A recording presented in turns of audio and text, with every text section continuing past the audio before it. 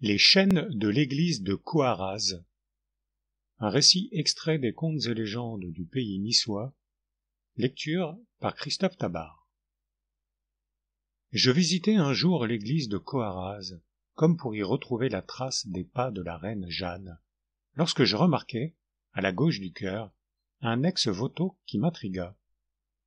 C'était, me sembla-t-il, une de ces courtes chaînes, terminées par des manchettes, avec lesquelles, chez les anciens Romains, on entravait les esclaves tentés de fuir, et qu'on appelait, pour cette raison, compedes. « Qu'est-ce que c'est faire ?» demandai-je à un Coarrazien des mieux renseignés, qui voulait bien me servir de Cicérone, et qui, d'ailleurs, n'attendait que ma question. « Un sujet de nouvelle pour vous, répondit-il en souriant. Tout ex-voto suppose un miracle. C'est par conséquent un miracle dont vous aurez à garantir l'authenticité, à moins que vous ne vouliez voir dans le fait merveilleux qu'un simple phénomène de suggestion. « Soyez assez bon, mon ami, répliquai-je, pour me raconter cette histoire à votre façon, sans vous mettre en peine de l'interprétation qu'en pourraient donner les contempteurs du merveilleux. Pour moi, je me ferai un cas de conscience de défigurer une légende populaire. » « Voici donc la nôtre, textuellement, reprit le Coarrazien, non pas suivant ma version personnelle, mais telle que je l'ai entendue jadis, à la veillée, d'une bouche aussi vénérable que chevrotante. La Mariette était une jeune veuve dont l'époux avait quitté le toit conjugal pour l'autre monde, en pleine lune de miel, emporté par une mauvaise fièvre, en lui laissant un petit lopin de terre complanté d'oliviers, seul héritage d'un fils posthume qu'elle appela Marius. En donnant pour prénom à son petit chérubin le nom d'un consul de la République romaine, elle pensait tout uniment le mettre sous l'invocation de la Vierge Marie et lui assurer les faveurs spéciales de la patronne par excellence. En quoi l'on crut, pendant une longue suite d'années, que la pieuse mère s'était fait illusion. Non que Marius eût la mine d'un enfant plus malvenu qu'un autre, tant s'en fallait. De nourrisson frais et rose, il devint peu à peu un gentil garçonnet, puis un adolescent bien découplé et gaillard, au demeurant le modèle des fils. À telle enseigne qu'avant ses 17 ans révolus, sa mère ne craignait pas de l'envoyer seul à Nice vendre l'huile des oliviers paternels aux marchands étrangers qui fréquentaient le port franc. Aussitôt la marchandise livrée et payée, Marius, en chef de famille scrupuleux, reprenait allègrement le chemin du logis, impatient de faire sonner à l'oreille de sa mère quelques blancs écus dont il n'aurait voulu distraire la moindre bailloque pour trinquer avec les mariniers. Bien que leur fortune fût plus que modeste, ils vivaient ensemble dans une si parfaite harmonie de goût et de sentiments qu'ils n'avaient rien à envier aux ménages les plus cossus de Coarraze. Il leur arriva même, un jour de Pâques fleuries, de se dire, tout en accrochant les rameaux au bénitier de leur lit, « N'est-ce pas, ma mère? N'est-ce pas, mon fils, que nous sommes trop heureux ?» C'était, hélas, comme l'événement le prouva, l'instinctive appréhension d'un malheur prochain. Marius ne s'en avisa pas pourtant la semaine suivante, lorsque, trop pressé de partir après quelques journées de mauvais temps, afin d'être de retour pour les offices du dimanche de Quasimodo, il s'entêta, malgré sa mère, à entreprendre le voyage de Nice un jour 2 fois néfaste, un vendredi 13e jour du mois, si bien que ce ne fut pas lui qui ramena son âne à la maison dans la matinée du lundi. En reconnaissant la bête avec un autre conducteur, la Mariette, qui, avertie par ses pressentiments, avait passé tout son dimanche dans une anxiété cruelle, et qui s'attendait à tout, s'écria au milieu d'un déluge de larmes. « Qui m'a tué mon Marius ?» ?»« Demandez plutôt qui vous l'a volé, » répondit l'homme. « Des pirates déguisés en honnêtes marchands l'ont enchaîné au fond de la cale de leur cabotier où il avait eu l'imprudence de transporter lui-même ses outres d'huile. Après quoi ils ont fait voile, sans crier gare, vers le pays des infidèles. C'est leur manière à eux de trafiquer avec les chrétiens. Si vous ne pouvez payer sa rançon en beaux ducats d'or, le Jouvenceau blanchira en captivité, à gratter le champ de quelque pacha de Constantinople ou d'Alexandrie. Comment une malheureuse femme comme moi, dit la mère éplorée, en levant les bras vers le ciel, pourrait-elle, avec le travail de ses 10 doigts, amasser une rançon en ducats d'or? Marius ne reverra plus fumer les toits de Coarraze, si la toute-puissante Madone, émue de notre misère, ne fait un miracle pour sa délivrance.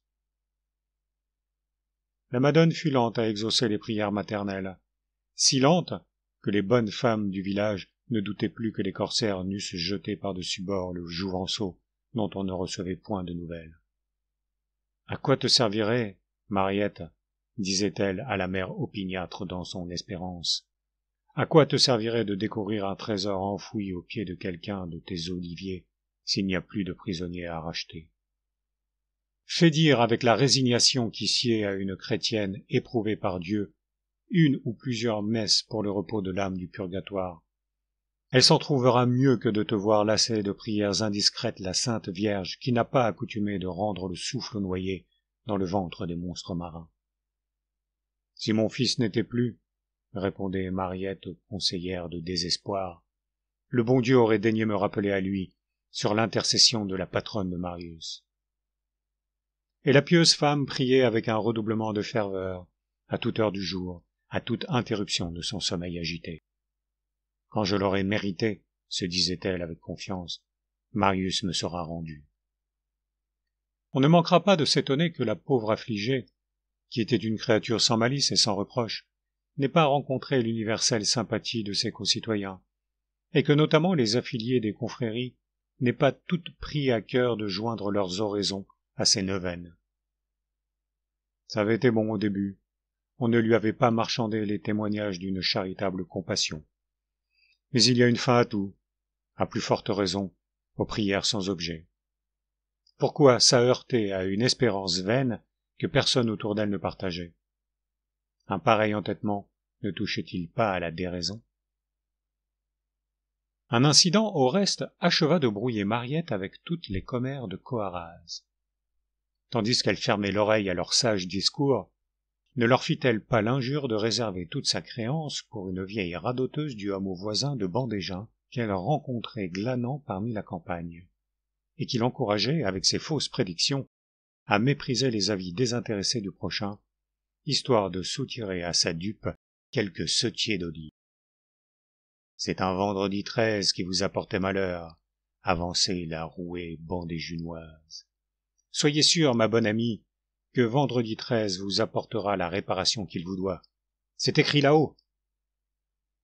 Mariette, toute disposée à croire en la vertu d'un jour qui n'avait que trop marqué dans son existence, accepta la prédiction comme parole d'évangile. Elle était la parfaite image de ces joueuses à la loterie italienne qui ont misé sur un ternay infaillible. Son ternay, à elle, était vendredi 13.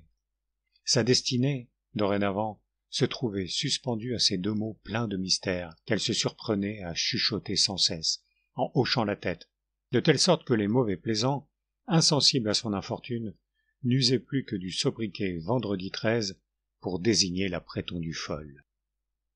Inutile d'ajouter que lorsque ce jour fatidique revenait, en moyenne 1 ou 2 fois l'an, c'était dans sa vie un bien autre événement que les fêtes carillonnées, et qu'elle le célébrait avec vigile et jeûne et dévotion depuis l'aurore jusqu'à la nuit noire. Il y avait 12 ans que sa foi indestructible défiait toute contradiction. Un vendredi, 13 avril, qu'elle prosternait ses cheveux blancs dans la poussière au seuil d'une chapelle de la Vierge sur la route de Bandégin, si anéantie dans son adoration qu'un cadavre enseveli n'est pas plus immobile, un bruit lointain et étrange, comme celui de fer rompu, la fit se relever en sursaut et se dresser de toute sa hauteur en poussant un grand cri de joie. « Dieu soit loué, mon fils m'est rendu !» Et elle acheva la journée en action de grâce et en oraison jaculatoire. Cette fois Mariette passa dans Coarraze pour folle alliée.